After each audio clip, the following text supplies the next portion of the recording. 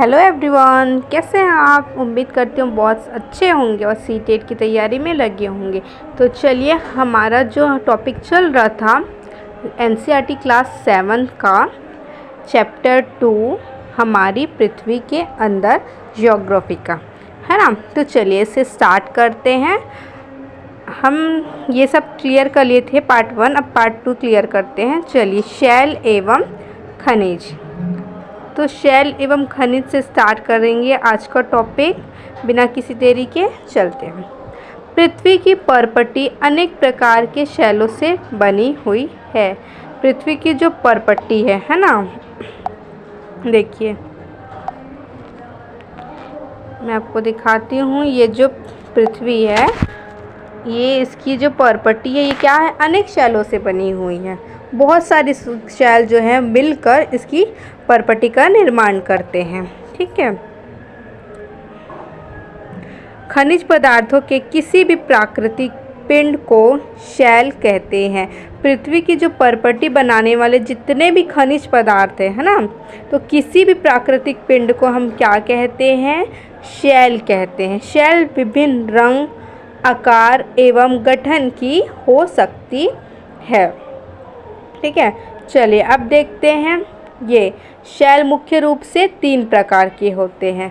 कौन कौन से? आग्नेय शैल, अवसादी शैल और कायांतरित शैल। जिसे आग्नेय को इग्नियस शैल बोलते हैं, अवसादी को सेडिमेंट्री शैल बोलते हैं और कायांतरित को मेटामॉर्फिक शैल के नाम से जाना जाता है। ठीक है। अब देखते हैं कि शैल कैसे बनता है ना। यहाँ पे देखो कुछ इम्पोर्टेंट है शब्द की उत्पत्ति। इग्नियस, जो कि लैटिन शब्द इग्नियस जिसका अर्थ है अग्नि। इग्नियस क्या है, ये लैटिन शब्द है जिसका अर्थ होता है अग्नि। अब सेडिमेंट्री, ये भी एक लैटिन शब्द है और इसे सेडिमेटम जिसका अर्थ है स्थिर, इसका अर्थ होता है सेडिमेंट्री का स्थिर। मेटामॉर्फिक, यह ग्रीक का शब्द है। किसका? ग्रीक का। और इसका अर्थ होता है रूप में परिवर्तन, मतलब रूप का परिवर्तन।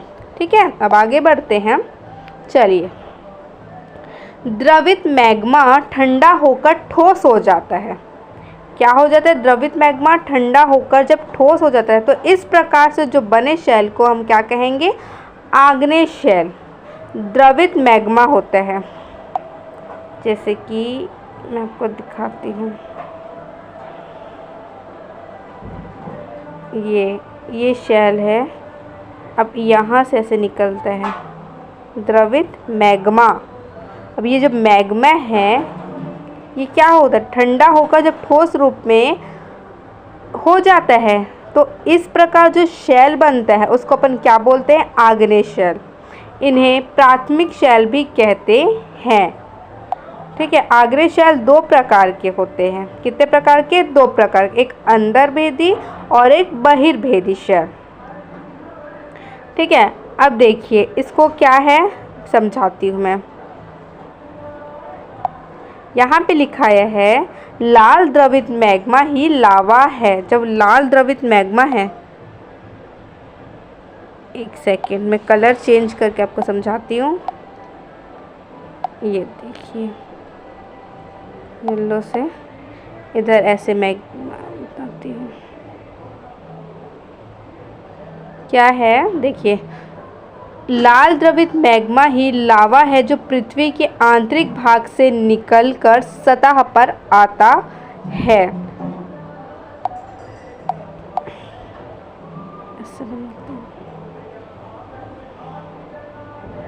ठीक, अब समझिए। ये जो लाल द्रवित मैग्मा है वो पृथ्वी के आंतरिक भाग से, ये पृथ्वी है। ठीक है।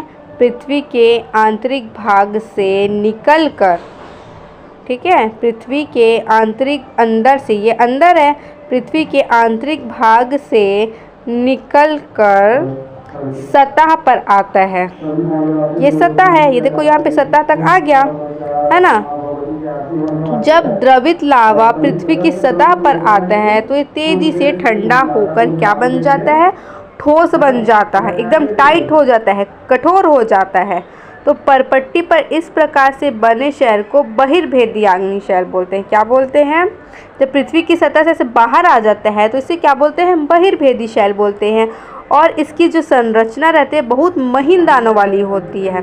जैसे कि उदाहरण के लिए बेसाल्ट या दक्कन पठार, बेसाल्ट सैलों से ही बना है। किससे बना है? बेसाल्ट सैलों से ही बना है। ठीक है। अब क्या है?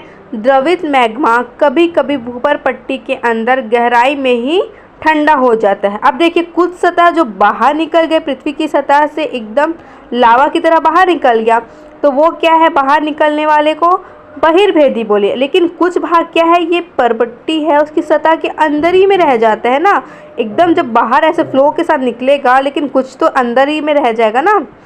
तो वो वाला जो सतह रहता है ना, अंदर गहराई में, वो क्या हो जाता है? ठंडा हो जाता है। क्या? मैग्मा। जो कभी कभी मैग्मा भूपर्पट्टी के अंदर गहराई में ही ठंडा हो जाता है। इस प्रकार से जो ठोस शैलों को अंतर्भेदी शैल बोलते हैं। ये वाले को क्या बोलेंगे हम लोग? बहिर्भेदी। ठीक है। और जो परपट्टी, ये क्या है आपका? परपट्टी। और ये पृथ्वी। तो परपट्टी में जो शैल है वह द्रवित मैग्मा जो परपट्टी के अंदर गहराई में यहाँ पे जो ठंडा होता है, उसे हम उस प्रकार से बने ठोस शैलों को, है ना, क्या बन जाता है? यहाँ पे ठंडा होकर जो शैल बनते हो उसे हम अंतर्भेदी आग्नेय शैल कहते हैं। जो धीरे धीरे ठंडा होने के कारण ये बड़े दानों का रूप लेते हैं। ये यहाँ पे जो रहते हैं वो क्या धीरे धीरे ठंडा होता है। और ये पृथ्वी की सतह पे, पृथ्वी की जो सतह से ऊपर उठता है, यहाँ पे जो सतह है, यहाँ पे जो होता है वो क्या है? उसको हवा पानी सब मिलते हैं, जो कि वह जल्दी ठंडा हो जाता है और वो ठोस रूप में हो जाता है। लेकिन यहाँ की शैल को समय लगता है, वो धीरे धीरे ठंडा होता है। तो ठंडा होने के कारण इनके दानों का रूप क्या ले हो जाता है? बड़ा हो जाता है। आया समझ में? तो ग्रेनाइट ऐसे ही शैल का एक उदाहरण है। जो अंतर्भेदी है वो क्या है? ग्रेनाइट शैल का उदाहरण है। ठीक है। जो अपघर्षण पत्थरों का उपयोग होता है चूर्ण बनाने के लिए, वे ग्रेनाइट के बने होते हैं।